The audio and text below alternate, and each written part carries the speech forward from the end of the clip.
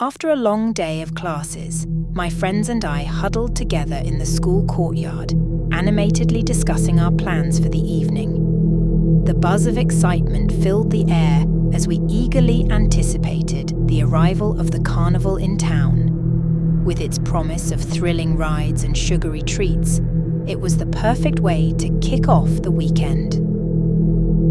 The final bell rang, and we raced out of the school gates with our backpacks slung over our shoulders and our laughter echoing through the crisp afternoon air.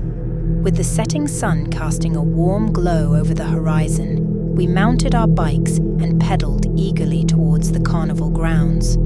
The journey there was filled with laughter and camaraderie, the wind whipping through our hair as we raced down winding streets and through quiet neighborhoods. With each passing mile, the anticipation grew, fueling our excitement for the adventures that awaited us. As the night fell and the carnival lights flickered to life, excitement bubbled within me and my friends. The air was filled with the scent of fried food and cotton candy, and laughter echoed all around us. We started off with the typical carnival attractions: the Ferris wheel, the bumper cars, and the carousel, and later giggling like little schoolgirls as we became competitive, playing a game of baseball toss, trying to win a stuffed animal.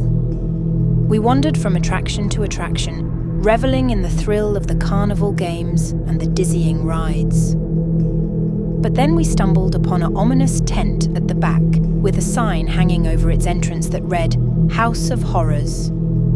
Out front was guarded by a man whose very presence sent chills down my spine. His pallid skin, sunken eyes, and twisted grin seemed to belong to another realm entirely.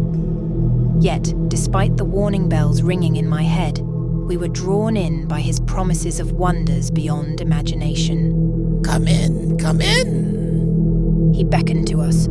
So many wonders inside that you must see. He said, revealing a mouthful of rotten teeth beneath his grin.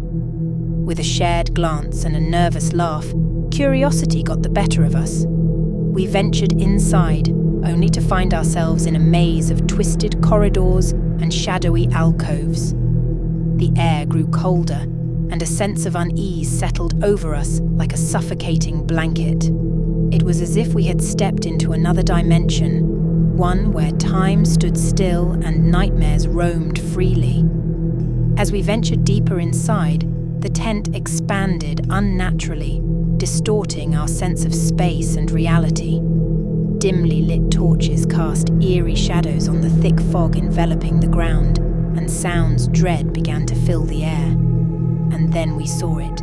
Bones, human bones, scattered amidst pools of blood, painting a terrifying picture on the floor.